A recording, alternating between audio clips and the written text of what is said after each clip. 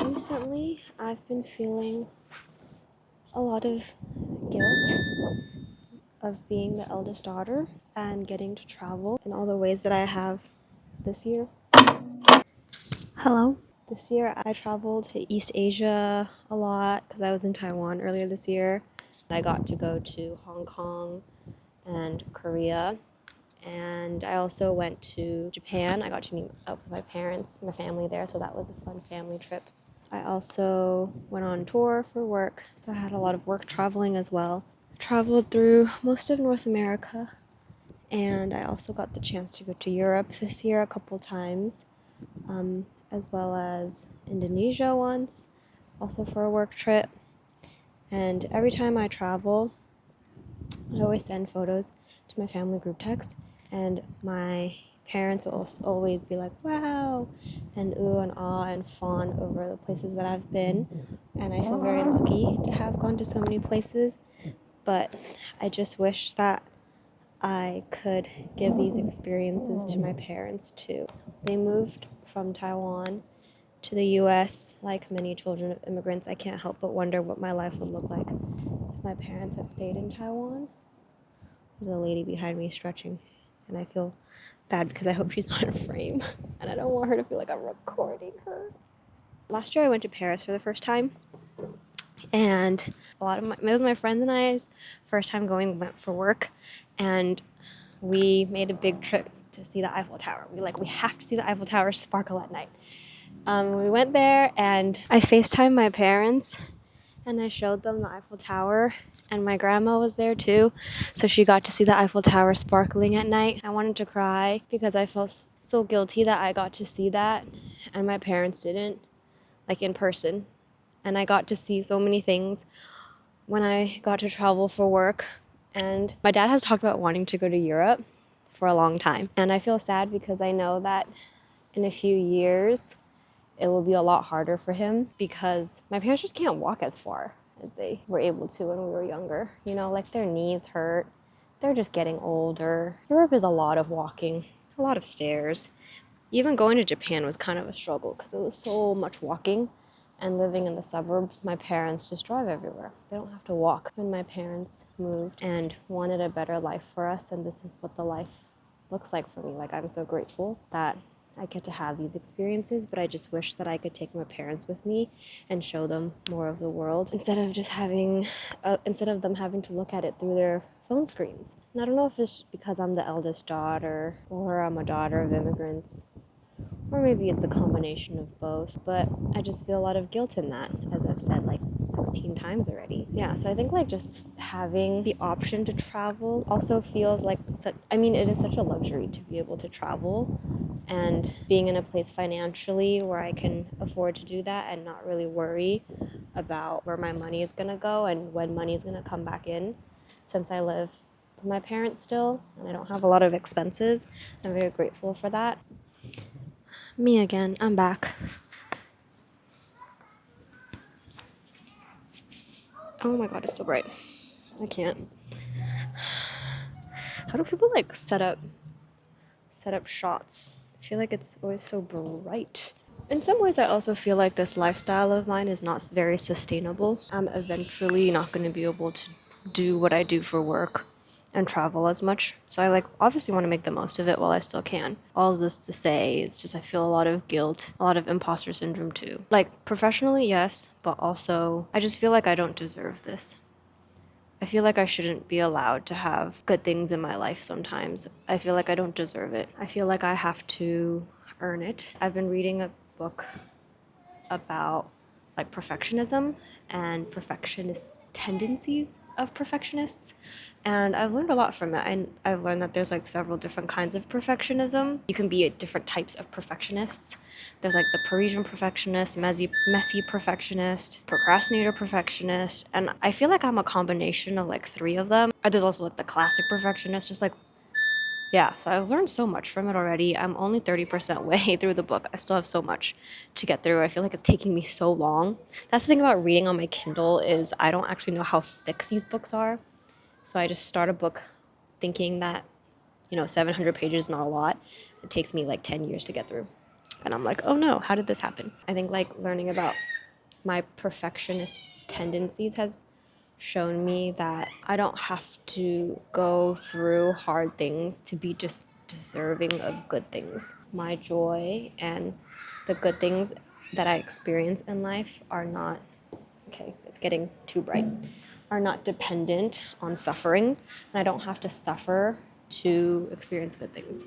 And sometimes when I catch myself thinking that like I have to suffer to experience good things, it does make me feel sad. I just feel like I don't deserve good things because my parents had to go through so much.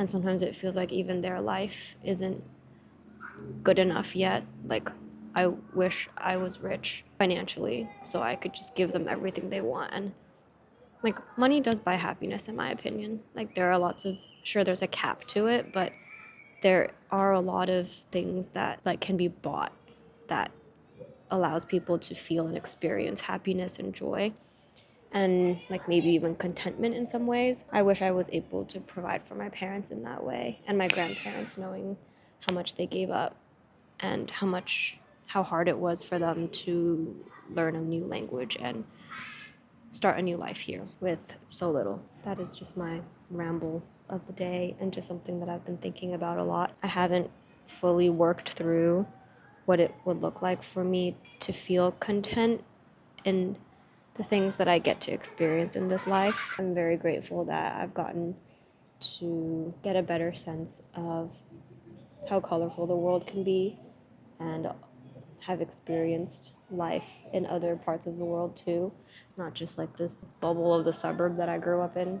And I just wish that I could give more to my parents. One day I want to be able to buy them like business class, first class seats and pay for their hotels. I don't know, maybe it's because I'm the eldest daughter, but I just like feel like it's up to me to give them that. And I know that people will say otherwise. And I do agree, like it's not my job, like my life's purpose, but it is something that I care a lot about and will do what I can to work towards just making life a little bit easier for my parents because they provided an environment for me to grow up in that was soft, and I always felt taken care of. Growing up, I knew that we weren't like ultra wealthy or anything. We didn't fly a lot to places because when you have 3 kids, plane tickets get expensive.